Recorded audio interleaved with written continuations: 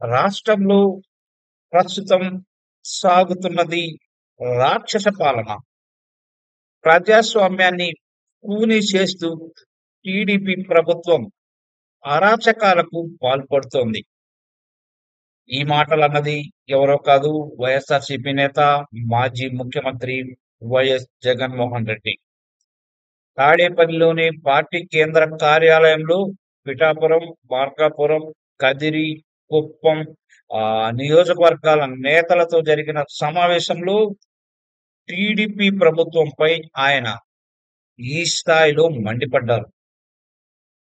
రాష్ట్రంలో నెలకొన్న రాజకీయ పరిస్థితులు, పార్టీ బలోపేతంపై ఆయన రాజకీయ నియోజకవర్గ నేతలతో అయితే చర్చించారు. ఆయన ఏమంటున్నారంటే, ఇటీవల జరిగిన కొన్ని స్థానిక సంస్థల ఎన్నికల్లో టీడీపీ వ్యవహరించిన తీరు అప్రజాస్వామికంగా ఉందని ఆరోపించారు. మెజారిటీ స్థానాలు వైఎస్ఆర్‌సీపీ గెలుచుకున్నా అధికార దుర్వినియోగం, బెదిరింపులు, డబ్బు ప్రలోభాలతో టీడీపీ పదవులను కైవసం చేసుకుందని విమర్శలు గుప్పించారు. సత్యసాయి జిల్లా గోండ్లపెంటలో 7 ఎంపీటీసీలకు 6 వైసీపీ గెలిస్తే బెదిరించి మరీ ఎంపీపీ పదవి లాక్కున్నారు. ఇక మార్కాపురంలో 15కు 15 మనమే గెలిచినా కూడా సూట్ కేసు రాజకీయాలతో టీడీపీ ప్రభుత్వం కార్పొరేటర్లను ప్రలోభపెట్టింది.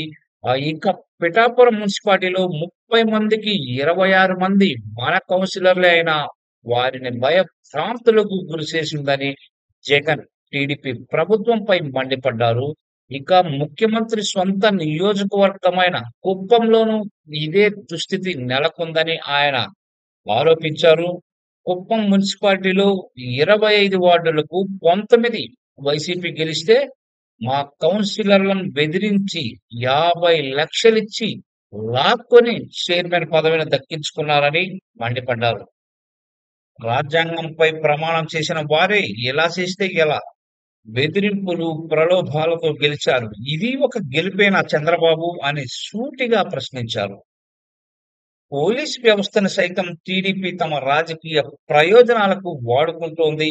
ఇంతటి ప్రతికూలతలోనూ నిలిచిన కార్యకర్తల ధైర్యాన్ని అభినందిస్తున్నానని జగన్ చెప్పుకొచ్చారు.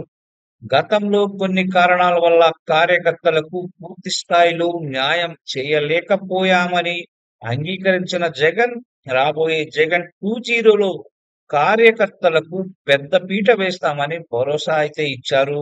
ప్రజలు అన్నీ గమనిస్తున్నారని, ఈ దుర్మార్గపు పాలనకు త్వరలోనే చరమగీతం అయితే పాడుతామని ఆయన విశ్వాసం అయితే వ్యక్తం చేశారు. జగన్ ఈ విధంగా నియోజకవర్గ నేతలతో తరచూ భేటీ కావడం కార్యకర్తల్లో కూడా ఒక ఉత్సాహాన్ని నింపుతుంది. ఆ నేతల్లో కూడా జోష్ అయితే నింపుతుంది. మరి 2029 ఎన్నికల వరకు ఇదే జోష్ కొనసాగుతుందా లేదా అనేది మనం చూడాలి.